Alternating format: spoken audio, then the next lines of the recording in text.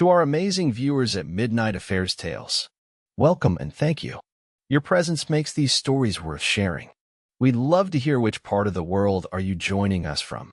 Let us know now. Let's dive into today's story, Chapter 1. You're nothing without the army, she screamed, heels cracking against the marble as she hurled his medals at the floor. He didn't move, just stood in the doorway, mud still on his boots, duffel still on his shoulder, watching the woman he fought to come home to burn the life they built like it was her victory. Lena's voice echoed through the foyer like a grenade that hadn't finished going off. You think you can just walk in here like nothing happened? After a year over there, pretending you're some kind of hero? You left me alone in this house, Noah. Noah Ridgway blinked slowly, absorbing the scene like he was back on recon. The lights were too bright. The wine bottle was half empty on the counter. Her red dress looked expensive and new.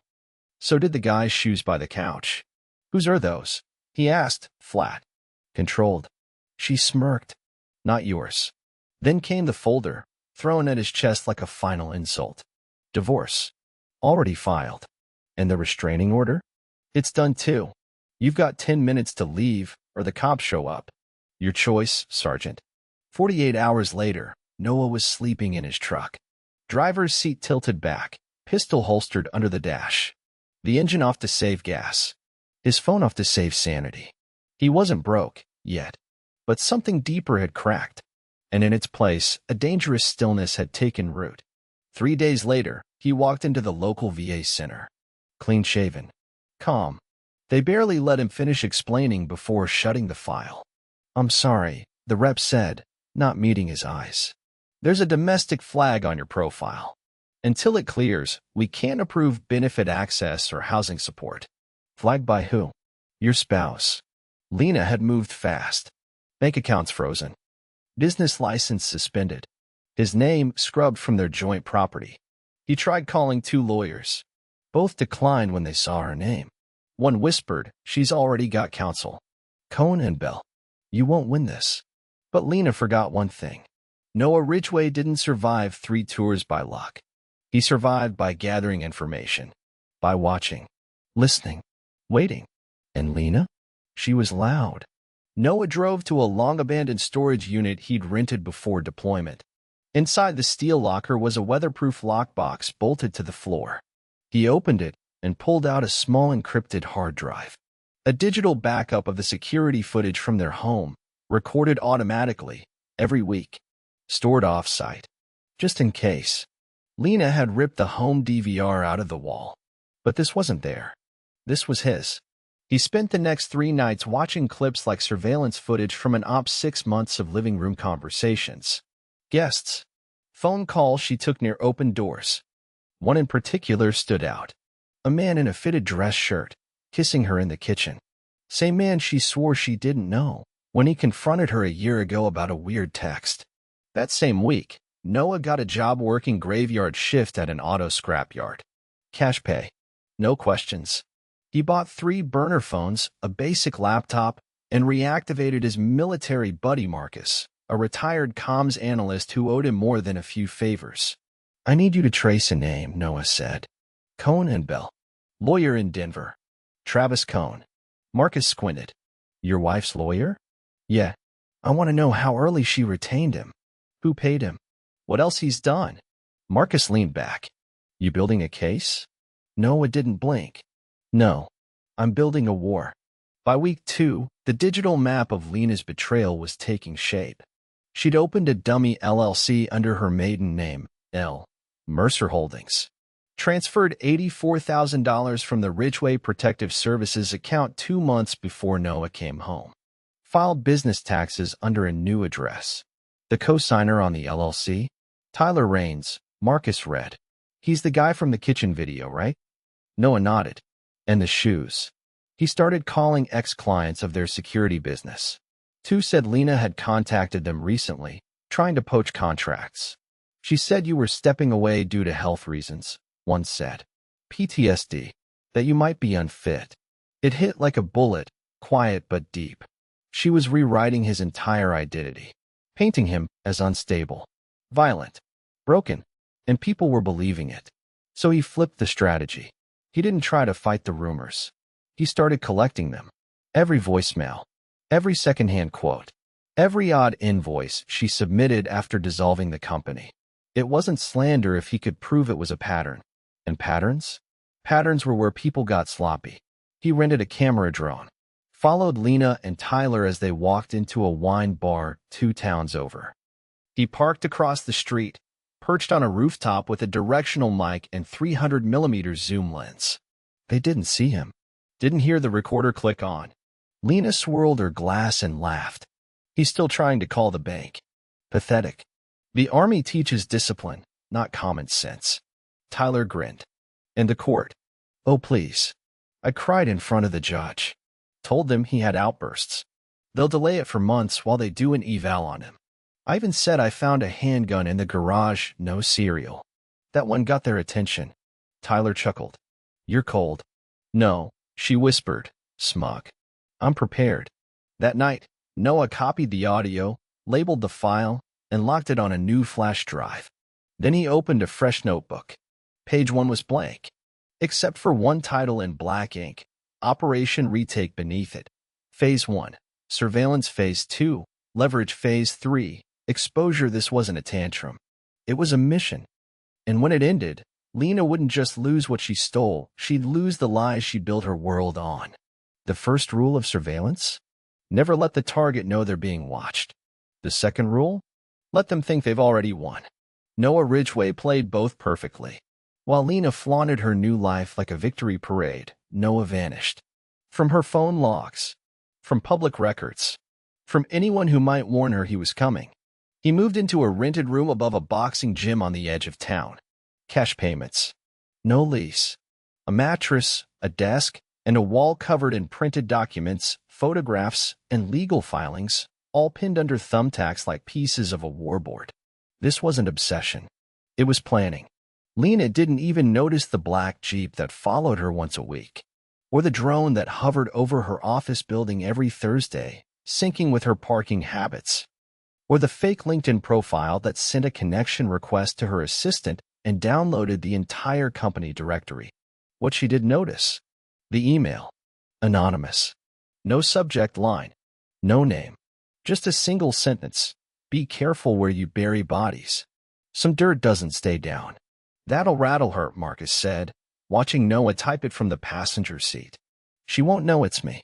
Sure about that? Doesn't matter if she guesses, Noah replied.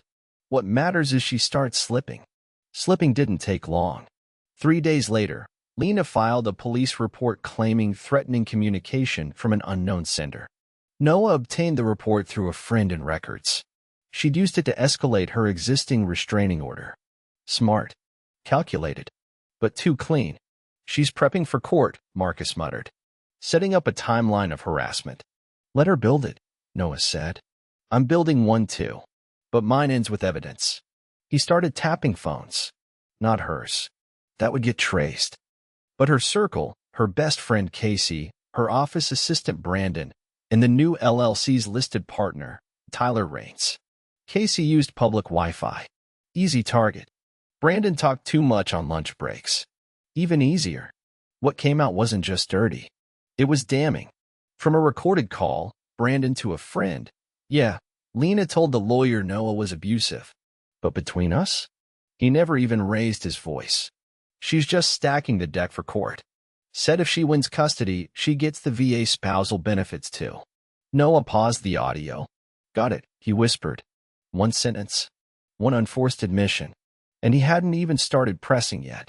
That same week, he picked up a job installing residential security systems. It gave him cover, access to houses, and cash. One job took him to the suburbs, 3 blocks from Lena's new office. When the homeowner asked for outdoor cameras, Noah offered a professional upgrade at no charge.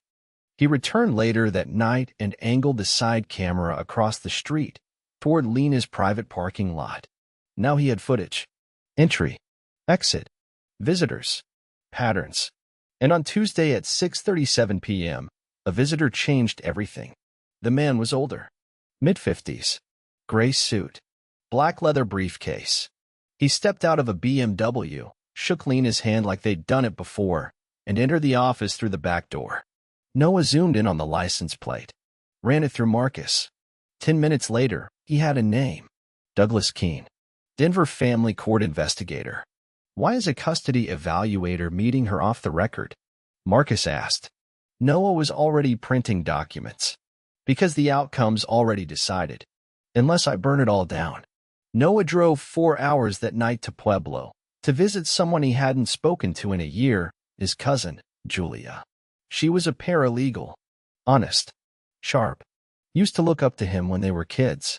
When she opened the door and saw his face, she gasped. You look like hell. Not as bad as what I'm about to show you, he said. Inside, he laid everything on her kitchen table. The fake LLC. The asset transfer. The recorded call from Brandon. The drone footage. And finally, the court investigator, meeting Lena off record. Julia stared at the evidence, eyes wide. She's setting you up like a career criminal. Noah leaned in. Can you verify one thing for me? Anything. Is this guy, Douglas Keene, assigned to her case? She logged into the legal system. 5 minutes later, her voice dropped. He is. But officially? He hasn't even scheduled your evaluation yet. That night, Noah realized something deeper than betrayal. This wasn't just personal. This was engineered. She wasn't punishing him for leaving. She was premeditating the erasure of his name from his business, his finances, and his future as a father. He stared at the blank wall above his desk and wrote 2 words. Counterattack begins. 2 days later, he planted his first real trap. He booked a private legal consultation with a junior lawyer at Cohn and Bell under an alias. The session was confidential, but the room had a vent, and Noah had a pin camera tucked just behind it. He asked about restraining orders, about how to remove a co-founder from an LLC, about how to prove a spouse had mental instability without medical records. The lawyer answered, unaware. Noah paid cash, walked out. 3 hours later, the audio was clean, admissible, and confirmed that Cohn and Bell coached Lena on how to weaponize PTSD for full custody. Now he had 3 weapons, a conflict of interest that could sink Lena's legal team, an off-record meeting with a court investigator, and a documented lie about his abuse, supported by her own assistant. Still, it wasn't enough. She could claim it was all coincidence, twist it in court, bury it under performance. He needed one more thing, something undeniable. Something that would flip public opinion like a light switch. It came from her trash. Literally. Marcus had tipped off a guy who worked city sanitation. Gave him $200 to set aside any trash from Lena's office that looked like paper or tech-related. Noah sorted through it in gloves, in a garage, under a single bulb. Amid old coffee cups and shredded invoices, he found it, a thumb drive. Cracked, but not destroyed. He took it to a recovery shop, said it was his. 2 days later, he got a call.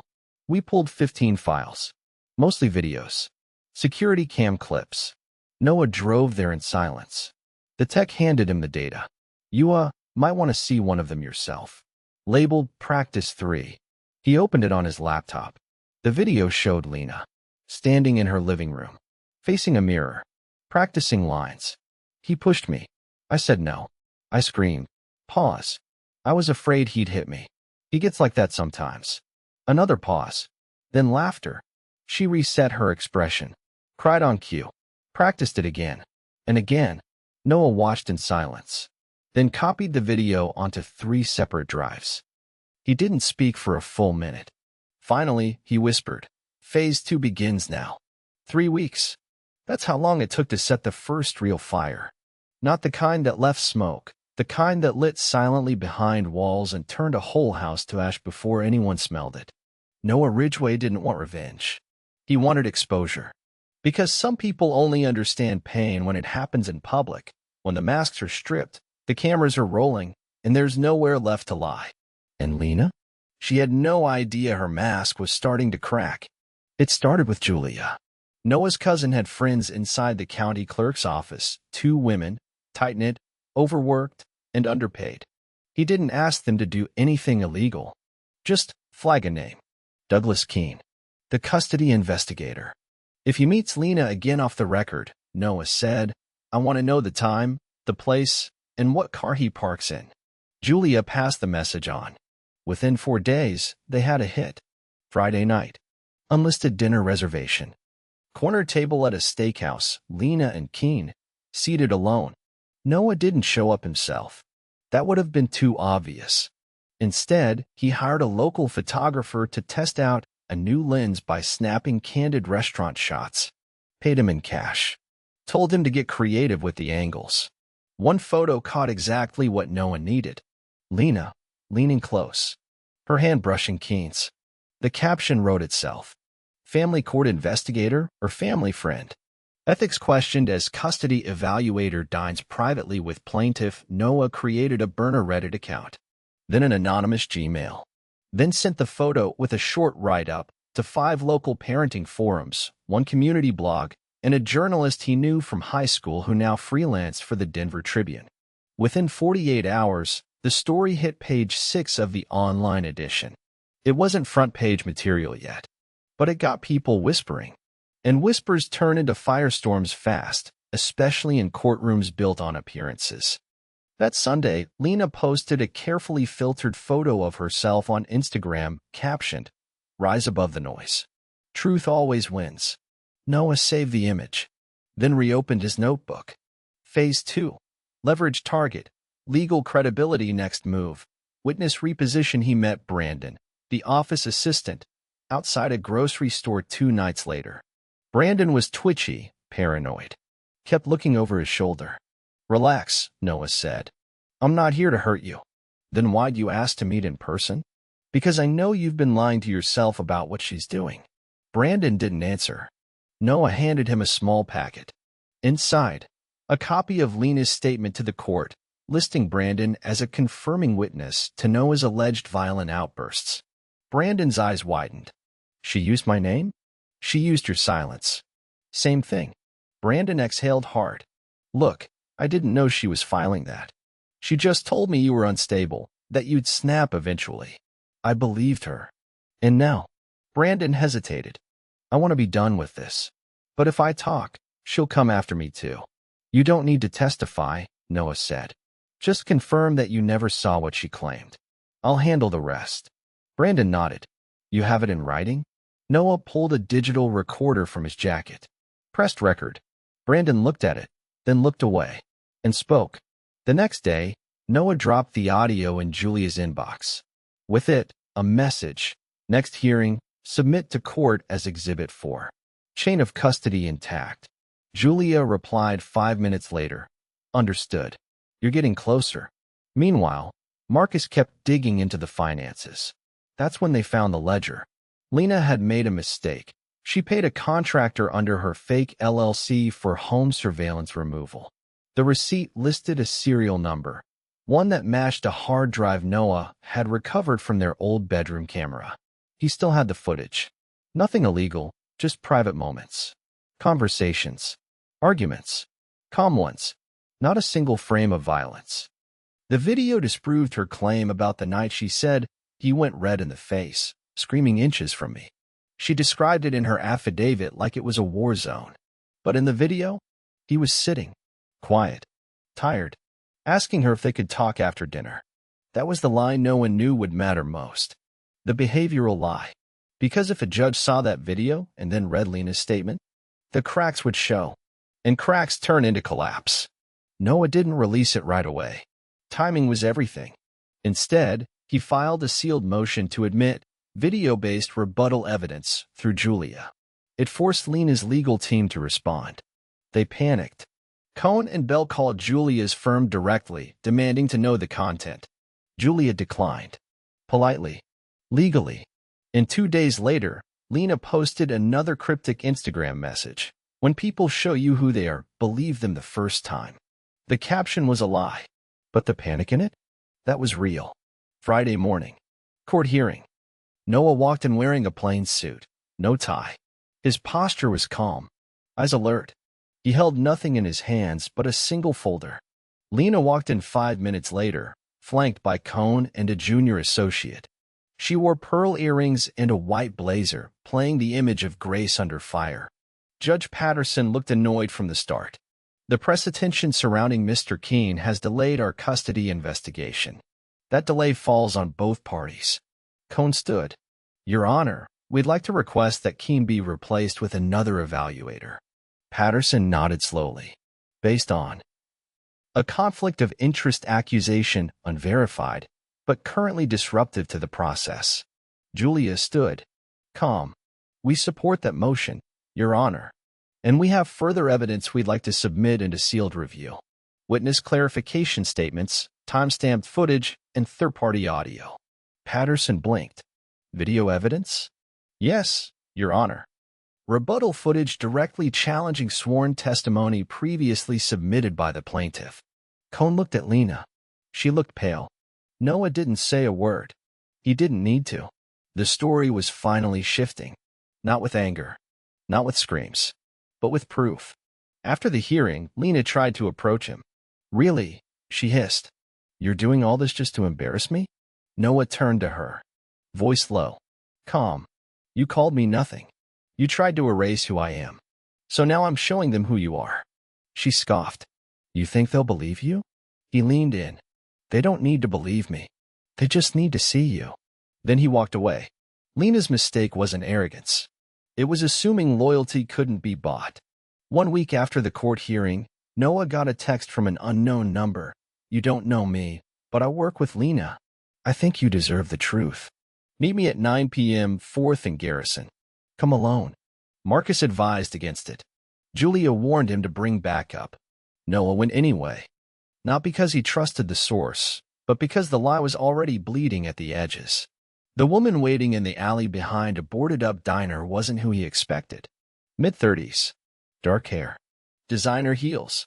She looked like she belonged at a brunch table, not behind a dumpster. You're Noah. He nodded. You're the one who texted me?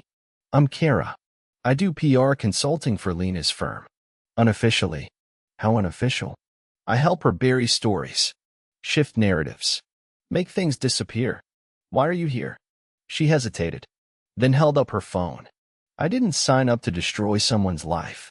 She showed him an email string. Cohn and Bell. Lena. Tyler.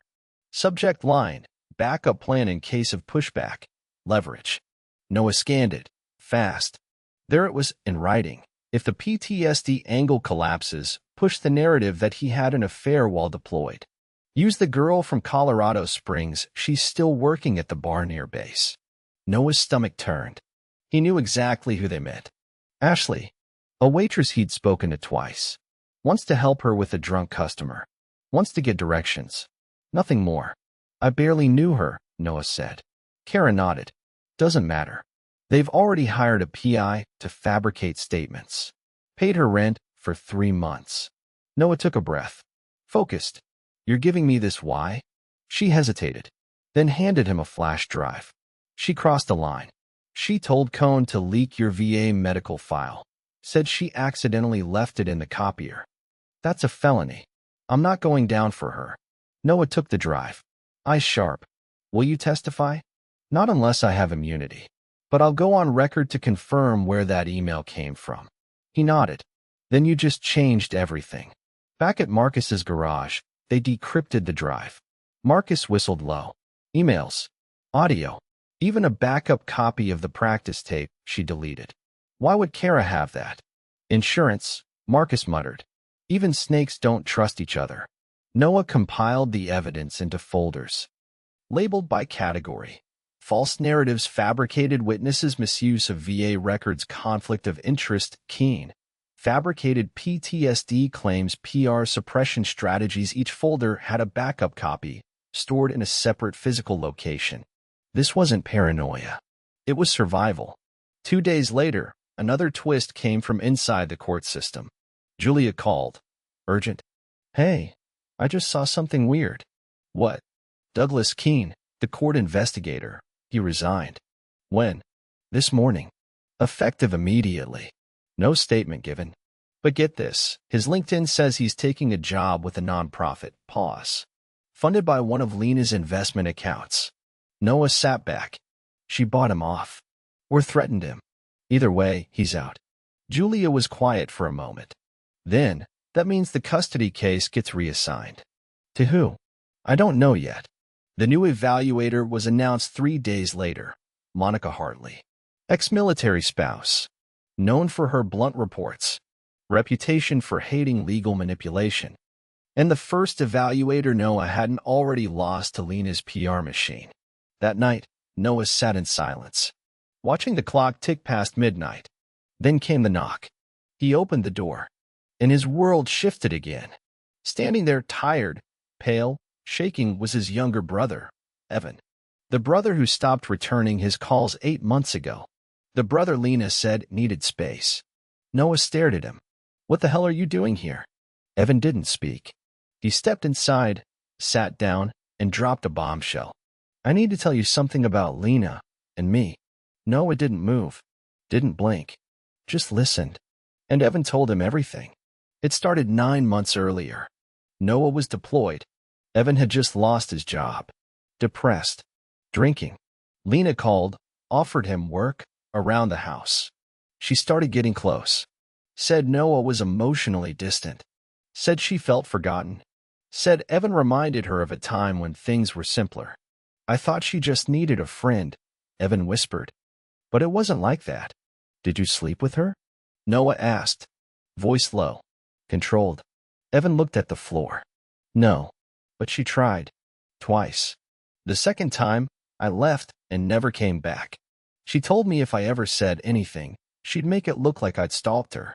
Noah clenched his fists once, then let them go. "And you believe she'd do it?" "I didn't know who to believe." "You believe me now?" Evan nodded, tears welling. "I believe you."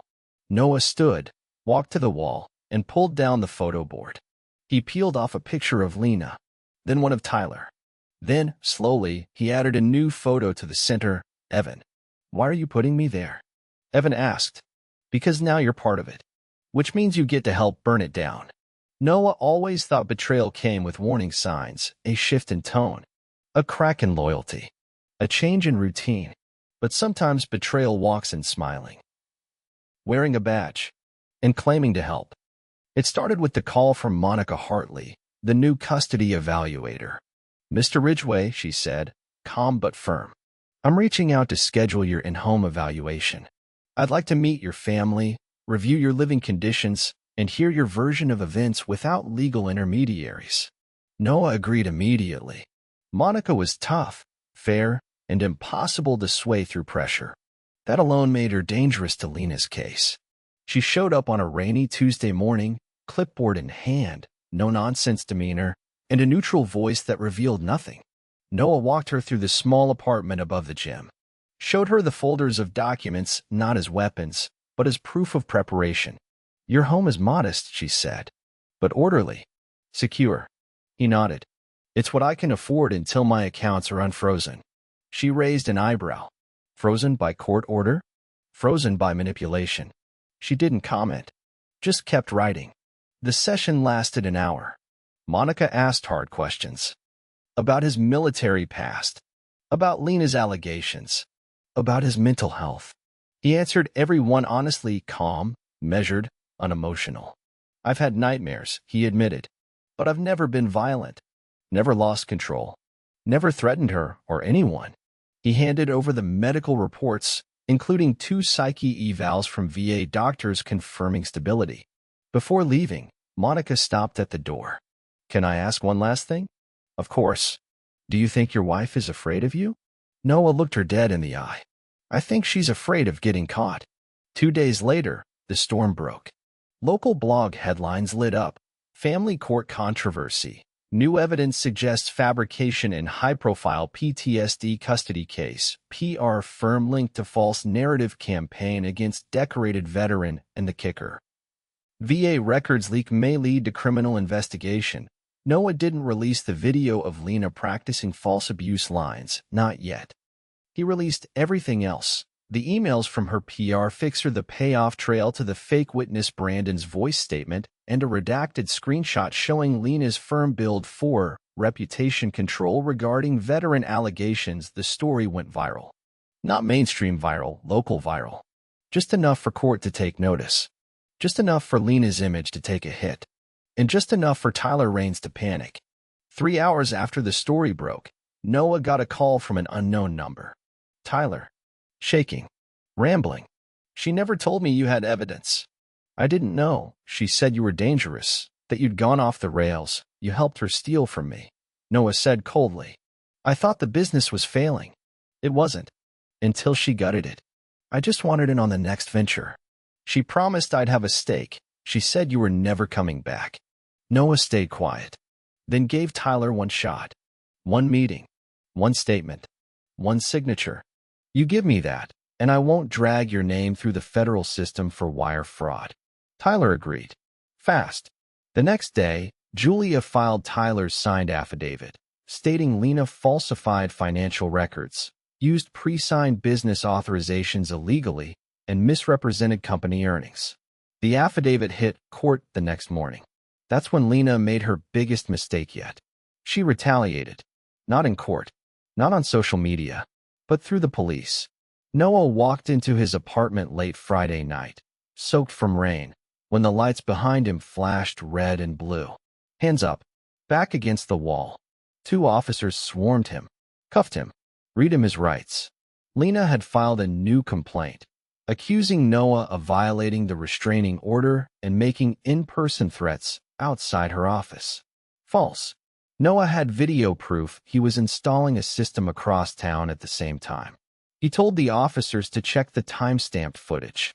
They hesitated, but took him in anyway. He was processed, held, questioned, released 6 hours later with no charges filed. But the warning was clear. She wasn't just playing defense anymore. She was fighting dirty. Noah got home at 4:12 a.m. He barely had time to breathe before Marcus called. Noah, bad news. What? The file drive. The one you gave Julia for safekeeping? Someone hacked her firm's shared server. Noah froze. What did they get? We don't know. But the practice video's probably on that drive. Noah's voice dropped. Was it encrypted? Yes, but they left a message. Marcus sent the screenshot. It was a single line of text on a black screen. Play that video, and someone else gets buried. Noah sat in silence, then picked up his phone. Called Julia. I need to know something, he said. What? That practice video, you uploaded it to the firm's legal portal? Yes, but it was encrypted with a rotating hash. Did anyone else ever use your login? Pause. Silence. Then Julia's voice, soft. Broken. My boss. What? Senior partner. He said he wanted to review evidence integrity. But I think he forwarded it. Maybe even warned Cohn. Noah closed his eyes. Another betrayal. This one from inside his own legal team. He didn't scream. Didn't punch a wall. He opened his notebook. Tore out a page. Wrote something new. Phase 3 begins now. When the video finally played, the room didn't breathe. Not the judge. Not the attorneys. Not even Lena. The moment her voice echoed through the courtroom speakers, fake crying, resetting her face in front of the mirror, reciting lines like a script, the air turned thick. He pushed me. I screamed. He gets like that sometimes. Then her laugh. Sharp. Real. Take 2. Her expression changed, switching to fear on command. Then cut to black. The judge leaned forward. Cohn, Lena's attorney, stood frozen, lips parted, searching for a defense that didn't exist. Lena? She stared ahead, jaw clenched so tight it shook. Noah didn't look at her. He looked at the judge. And for the first time in months, he didn't feel like the accused. The moment had been planned with military precision.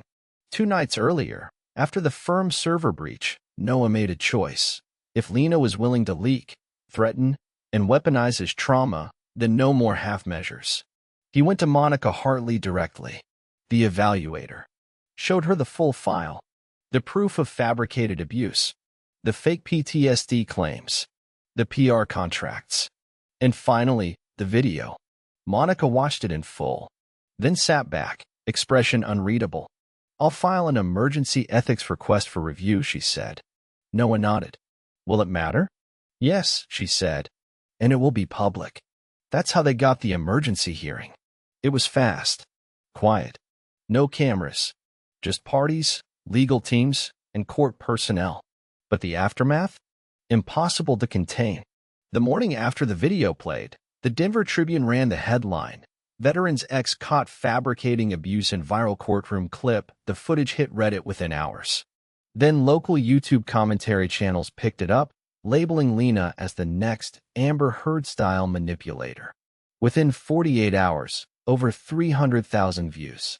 Lena went dark online, deleted all her posts, locked her business pages. PR firms stopped replying. But the worst was still coming, because the court wasn't done yet.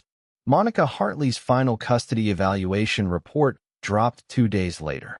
Sealed, but leaked within hours. The summary was brutal. Lena had demonstrated a pattern of narrative manipulation. Her use of media and private influence to guide court perception was ethically disturbing. Noah was labeled cooperative, stable, prepared, and consistently focused on the child's well-being. And then the final recommendation: primary custody to Mr. Ridgway. Limited supervised visitation for Ms. Mercer pending further review. The next court date was supposed to be procedural. Instead, it became a reckoning. Cohn tried to delay. The judge denied it, then ordered both parties to appear live. That's when Lena broke. She walked into the courtroom a shadow of herself. No pearls, no press, just silence. When the judge asked if she had anything to say, she stood slowly, hands shaking, voice brittle. "I made mistakes." The judge raised a brow. "Ms. Mercer, your sworn testimony contradicted video evidence." "I didn't. I never meant for it to go this far." Noah finally looked at her. After everything, the false reports, the restraining orders, the stolen business, the attempted character assassination, he expected anger. But what he felt was nothing. Just a clean, cold stillness. Julia filed the last motion that day, petitioned to freeze and review Lena Mercer's financials for evidence of business fraud and PR-related wire transfers. It was approved in 10 minutes. 3 hours later, Noah and Julia sat outside the courthouse. "She's going to lose everything," she said quietly. "Good." Julia looked at him. "Does it feel like enough?" Noah didn't answer right away.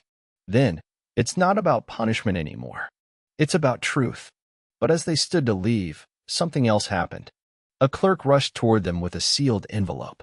Julia opened it. "Read the contents." Then her face changed. "What is it?" Noah asked. "It's a paternity claim." He froze. "What?" She handed him the paper. Filed anonymously. "Request for paternity confirmation involving a minor child. Named party: Noah Ridgway. The mother? Ashley, the waitress from Colorado Springs." Noah blinked. "That's not possible. I thought you said you only spoke to her twice." "I did." Julia's voice dropped. "This was filed 48 hours ago, right after Lena lost the custody recommendation." Noah felt the air shift. She's not done. Lena had filed the claim not to win, but to drag him back in, to destroy the narrative, to plant doubt, to say, if he lied about this, what else did he lie about? She wasn't trying to win custody anymore. She was trying to scorch the earth. Marcus called minutes later. "I've got something. You're not gonna like it." "What?" "Ashley didn't file that paperwork. Someone paid a lawyer to do it under her name. I ran the wire transfer through a dummy shell. Guess whose name is tied to it?" "Tell me." "Tyler Raines." Noah went still. He flipped back. "No, he was never on your side." Noah stared at the envelope like it was ticking. He'd faced down IEDs, rooftop snipers, and convoy ambushes. But this was personal. A sealed paternity request tied to a woman he barely knew, filed in his name, without his consent. Falsely. Weaponized. And the worst part? The system had to take it seriously. Julia made the calls.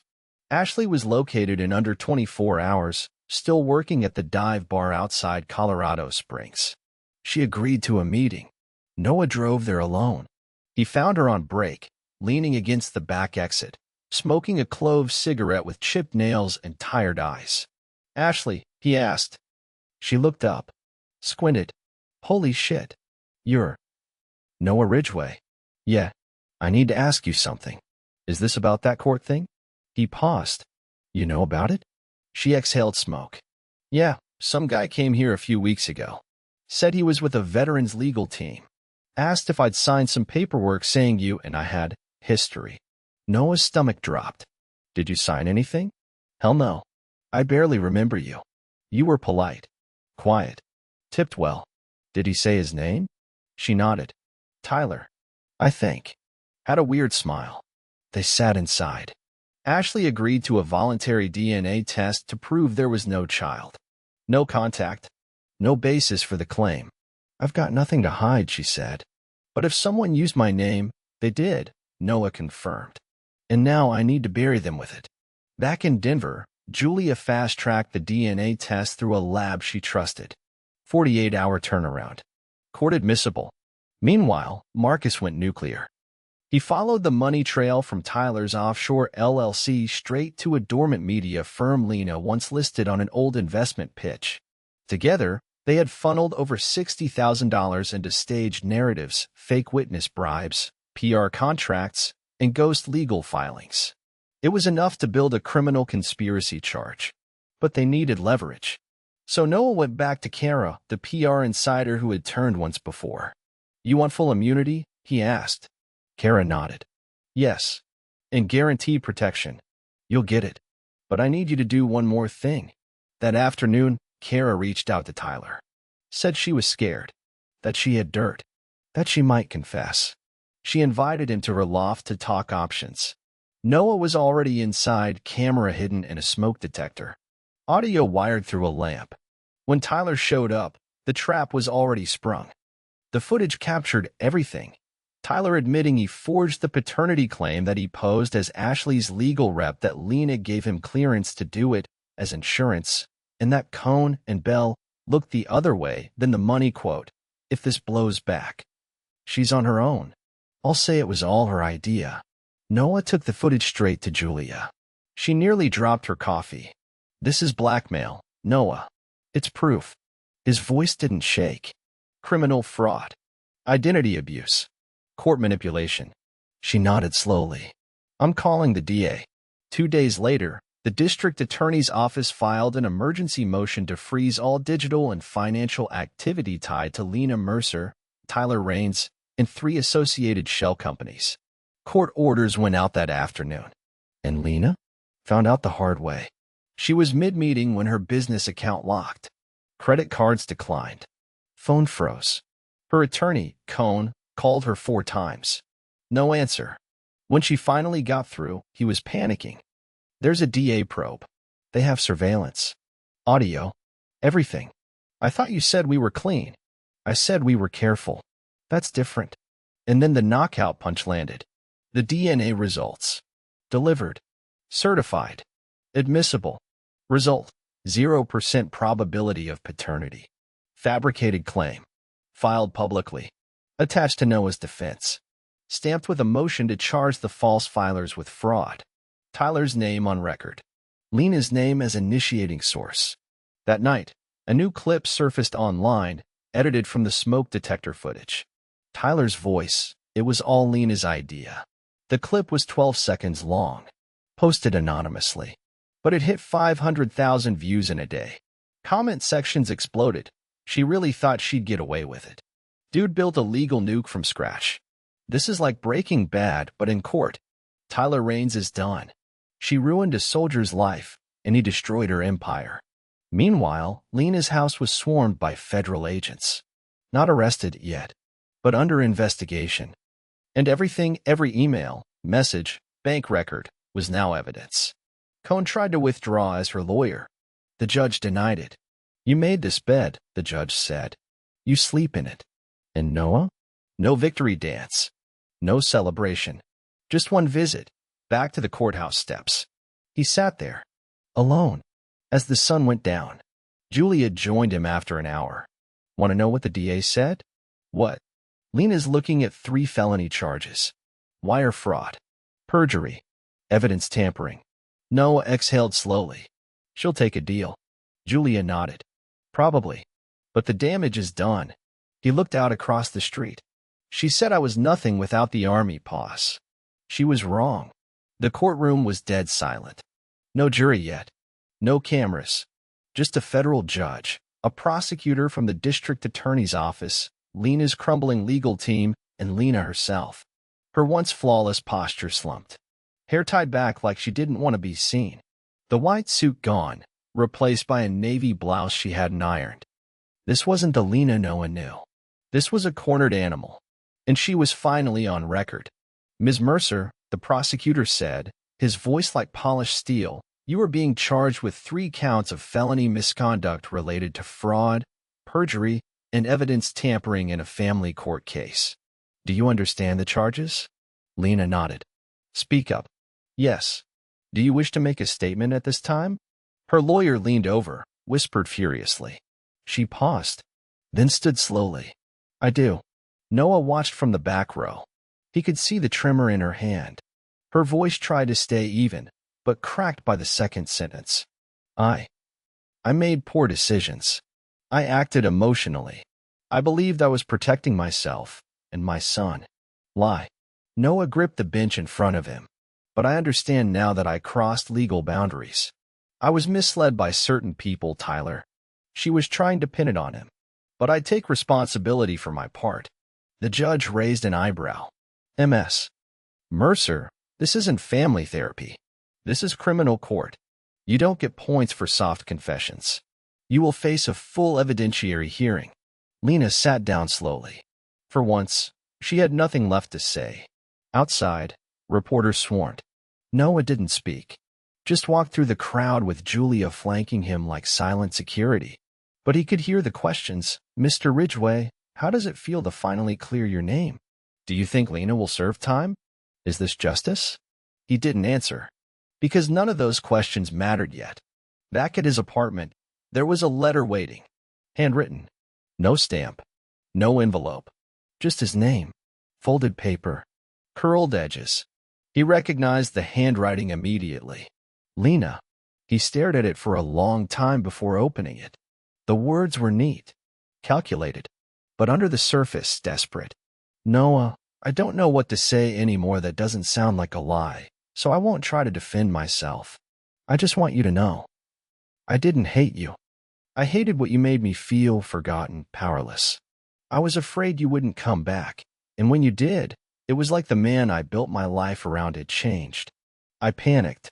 I wanted control. I didn't think you'd fight me, but you did. And now I'm the one drowning. I don't expect forgiveness. I just hope you remember that once, a long time ago, we really did love each other." Noah folded it, set it on the counter, and walked out to the balcony. The city lights glowed below. Somewhere across town, Lena was probably staring at her ceiling, waiting for the next knock, the next charge, the next betrayal from her inner circle. And now she wanted grace? Now? After everything? Noah lit a cigarette. He hadn't smoked in years. But tonight, he needed the fire. The next day, Julia showed up with news. DA wants to offer her a deal. What kind of deal? Reduced charges. 5-year suspended sentence. No jail time if she cooperates and testifies fully. Noah stayed quiet. She'd have to give up Tyler. Cone. Every asset trail. All of it. Still silent. Julia lowered her voice. "This isn't just about you anymore, Noah. This could blow up a system of people who've been doing this to other veterans. If we get her testimony, sworn, we crack them open." Noah looked up. His voice was sharp. "Clean. Then let her burn her own people down." 2 days later, the DA's office struck the deal. Lena signed. And in that signature, everything flipped. She was no longer a threat. She was a weapon. The headlines shifted again. Mercer to testify against co-conspirators and veteran fraud ring Ridgway vindicated as more evidence surfaces. Meanwhile, Tyler Raines disappeared. His home vacant. Car sold. Business stripped offline. Warrant issued. Federal case pending. Cone and Bell issued a statement denying involvement, but emails had already leaked. And Lena? She went into witness protection custody while the next phase of testimony was prepped. She was done. Noah stood outside the courthouse again. No crowd this time. Just him. And Julia. And the ghost of what this used to be. "You did it," she said. He nodded. "No, not yet." It took less than 6 minutes for Lena to name everyone. The conference room was silent except for the scratch of pens and the soft hum of a recorder. Her voice was flat, robotic, like she was reading from someone else's script. Because in a way, she was. Tyler Raines helped me create fake business filings and ghost contracts. Travis Cohn advised me on legal language that could influence custody hearings. I told Brandon what to say in case he was questioned by the court. I authorized the use of PR services to push a narrative that supported the PTSD claims, knowing they were exaggerated or entirely false. And finally, I filed the false paternity claim. I used Ashley's name without consent. No hesitation, no emotion, just exposure. And with every name she gave, another wall came down. Julia sat to her right, flipping through copies of bank statements and chat logs as Lena spoke. Noah sat silently behind the one-way glass with the DA's team, arms folded. "She's throwing them all under the bus," Julia whispered. "Good. She's not doing it for justice. She's doing it because it's the only card she has left." "Doesn't matter," Noah said. "Truth is truth." By the time she finished, it was a federal-level case. Not just a messy divorce. Not just one woman's lie. But a full-blown multi-party legal conspiracy involving 2 corporate fraud networks, a corrupt legal advisor, a falsified mental health narrative targeting a combat veteran. The media finally gave it a name. The Ridgway conspiracy. Tyler was arrested 6 days later in Flagstaff, Arizona, trying to cross state lines under a fake ID. The warrant hit national news. His mugshot spread across social media like a wildfire. This man faked a custody claim to discredit a veteran. His partner? Did it for profit. The people Lena thought would shield her? Gone. The firms? Panicked. Cohn and Bell released a statement claiming Ms. Mercer acted independently. But the email logs said otherwise. Noah had screenshots of Cohn personally approving invoices labeled sensitive narrative guidance. Then came the moment Noah didn't expect. A letter. Not from Lena. From Cohn. Delivered through his own private counsel. It read, "Mr. Ridgway, while I know I cannot undo what has occurred, I want to state clearly that I regret the role I played in your situation. I allowed myself to follow client direction without questioning the moral line. I'm not proud of it. I will be surrendering my license pending the court's decision. This is not an apology. I doubt you'd accept one. But it's a record. So when the history of this is written, at least one man won't pretend he was innocent." Travis Cohn. Noah read it twice, then dropped it in the trash. Let the history books decide who broke first. Meanwhile, the court prepared for final judgment. The custody hearing had turned into a full judicial review. Lena's assets were frozen. Her business license revoked. She agreed to court-supervised visits, but no legal custody rights for at least 5 years. The judge delivered it cold. Your behavior not only harmed the father of your child, but undermined the court's faith in sworn testimony. You used the justice system as a weapon, and now you face its consequences. Lena nodded. Said nothing. No tears. No outbursts. Just defeat. The day the ruling was read, Noah didn't go home. He drove instead to the old Ridgway Protective Services building. Still boarded up. Empty. He stood outside for a long time, then pulled the key from his chain, opened the rusted door. Inside, dust covered the desks. Old paperwork. A faded photo of him and Lena from the launch party. He took it off the wall, broke the frame, and slid the photo into his pocket. Not as a keepsake. As a reminder. The world didn't magically fix itself. His bank account wasn't full. His record still needed cleaning. The VA still flagged him for mental health review every 90 days. But something deeper had shifted. The lie was gone. And in its place, truth. Public. Permanent. Documented. That night, Julia called with one last twist. You're not going to believe who just reached out. Who? A reporter from 60 Minutes. They want to do a feature on your case. Not just the court stuff, the system you exposed. Noah didn't answer right away. He walked out onto his apartment balcony, city lights buzzing in the distance. Then he said, let them come. The interview was set for 8 p.m. sharp. Downtown studio. Minimal crew. 2 cameras. 1 boom mic. No live audience. Just Noah, seated in a plain gray chair beneath muted lights, and the 60 Minutes reporter, a woman named Elise who didn't smile much and didn't ask soft questions. "Are you ready?" she asked, mic check crackling in her earpiece. Noah nodded. The red light blinked on, and the truth began. Elise didn't warm up. No softball questions. No rehearsed preamble. "Why didn't you walk away?" Noah blinked once, then answered, "Because if I walked away, she would have won. And I don't mean in court, I mean in history." "What do you mean by history?" She was rewriting who I was. A violent man, an unstable veteran, someone who couldn't be trusted with a business, a child, or a voice. He looked straight into the lens. She wanted to turn a marriage into a crime scene. I turned it back into evidence. The interview ran 48 minutes. Elise asked everything. Why he stayed silent at first, how he collected proof, why he chose exposure instead of revenge, and whether he ever loved Lena. Noah paused at that one. "I loved the person I thought she was. But the truth is, she loved the version of me that was convenient. Once I came back changed. Once I stopped being her project, she tried to cut me out like a bad investment." "Do you hate her now?" "No," Elise raised a brow. "I don't hate her. I just want her to feel what she made me feel, powerless. But I want her to feel it with honesty, not manipulation, just reality." The episode aired the following Sunday, prime time, right after the NFL recap show. And once it ended, the internet exploded. Clips spread like wildfire. He exposed her on national TV, calm, composed, deadly. This is the playbook for every man who's ever been falsely accused. She said he was nothing without the army. He proved he never needed her validation to begin with. In less than 12 hours, the interview had 4.6 million views on YouTube. By the end of the week, 12 million.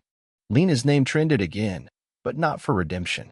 She was invited onto multiple networks for rebuttal interviews. She declined every one.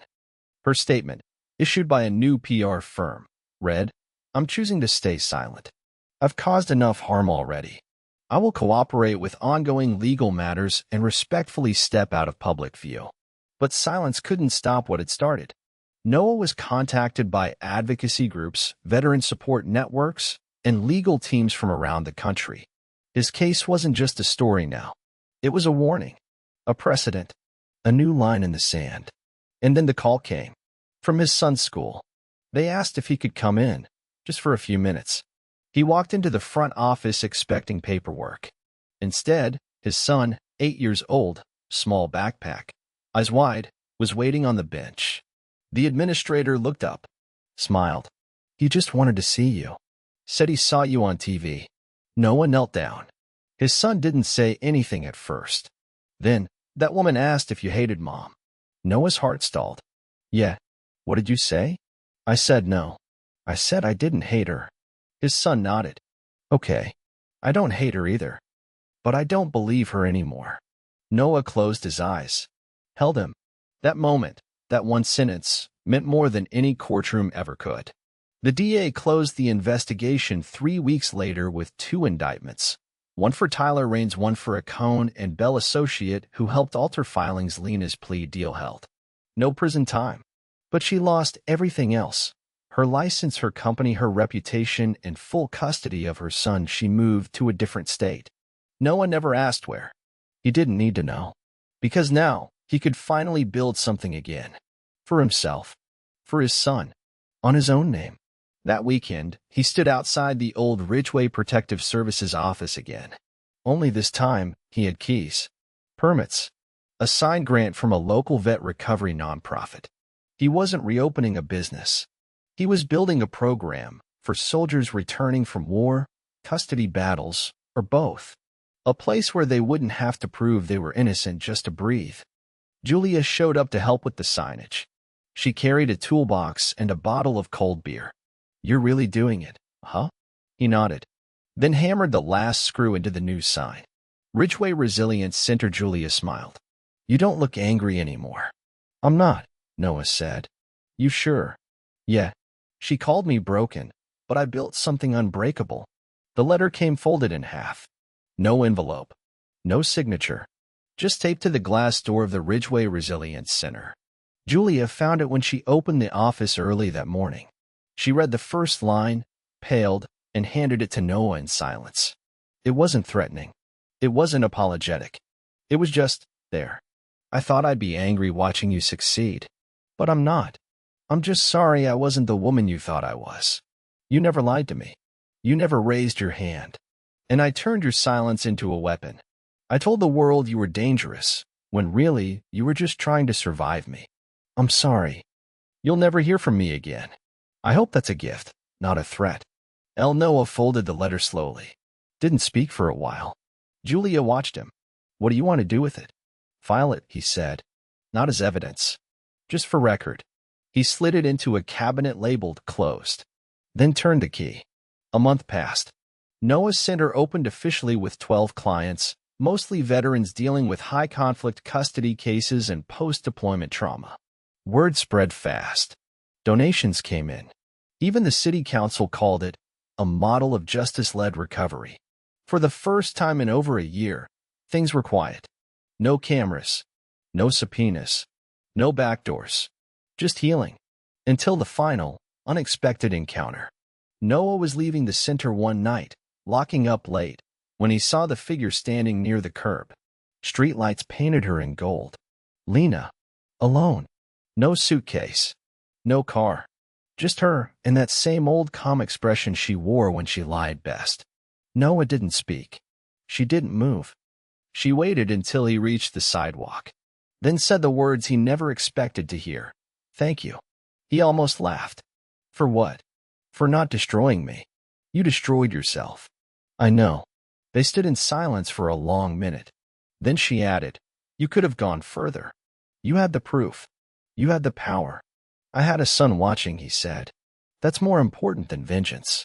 Lena nodded. He still asks about me. He should. I won't poison him against you. Tears welled in her eyes, but she didn't let them fall. I'll go now. Noah didn't stop her. But before she turned, he asked one final question. Why did you do it? Really? Lena hesitated. Then, because I thought if you came back stronger than me, I'd disappear. You disappeared the moment you lied. And just like that, she walked away. No drama. No breakdown. Just the fading echo of a woman who'd bet everything and lost. That night, Noah stood in the center's quiet hallway, looking at the wall lined with framed photos. Veterans. Fathers. Fighters. Each one had been told they were unstable. Each one proved they were still whole. He ran a finger across the newest frame. First graduate, Marcus Daniels, Marine Corps. He smiled. Quiet, proud. Then turned out the lights. The storm was over. And the man they tried to bury? He wasn't just alive. He was building light for others. 6 months later, the Ridgeway Resilience Center was quiet for the night. Lights low, chairs stacked, coffee machines rinsed out. Noah stood alone in the back office, packing up files. He glanced at the calendar. March 15th. The date everything changed 1 year ago. The day he came home from his final deployment. The day Lena shattered the life he thought he had. And now? He wasn't that man anymore. There was a knock at the front door. Not loud. Not urgent. Just small. Noah walked out, expecting a neighbor or a late delivery. It was his son. Backpack over one shoulder. Hoodie zipped at his chin. Hey, Dad, the boy said, grinning. Can I hang out in the office while Mom's at her meeting? Noah smiled and stepped aside. Of course you can. They sat in silence for a while. The kid played with an old tactical flashlight on the desk. Noah answered a few final emails. Then came the question. Dad, why do people lie? Noah looked up, caught his son's eyes. To hide who they really are, he said. Or to survive something they don't think they can face. The boy nodded like he understood more than his years allowed. Is that what Mom did? Noah paused, then answered honestly. Yeah. Did it hurt? More than anything. His son turned the flashlight over in his hands. But you still didn't lie back? Noah smiled faintly. No. Because if I lie, then I become the thing I was trying to fight. The boy reached into his backpack and pulled out a folded paper. A school essay. Titled, My Hero. He slid it across the desk. I picked you, he said. Even though some kids pick people on TV or whatever. Noah opened the paper slowly. It wasn't long, but it was sharp, clear. Every word hit deeper than the last. My dad was a soldier, but that's not why he's my hero. He came home, and people lied about him. They said things that weren't true. He didn't yell or hit or go crazy. He just proved them wrong, one step at a time. He made something that helps other people now. He didn't stay angry. He stayed strong. I want to be like that. That's why he's my hero. Noah folded the paper slowly. Thanks, buddy, he said. Voice low, almost breaking. Can I go get hot chocolate now? Yeah. Go ahead. I'll lock up. The boy ran ahead. Noah sat there a moment longer, looking at the folded page in his hand. The war, the lies, the courtrooms, the betrayals, all of it led to this. Later that night, a new video hit YouTube, posted by one of the veterans from his program. Just a quiet clip of Noah speaking to a group. The caption read, "This man was erased. He came back stronger. He taught us all how to fight smart." In the clip, Noah stood before 10 other men. No suit, no script, just truth. They said I was broken, that I was nothing without the army. But the truth is, I was always more than a uniform. And so are you. You don't have to burn your enemies down. You just have to shine enough light that everyone sees them for who they really are. That's how we win. That's how we come home. The video hit 1 million views in 3 days. And the top comment? She thought she erased him.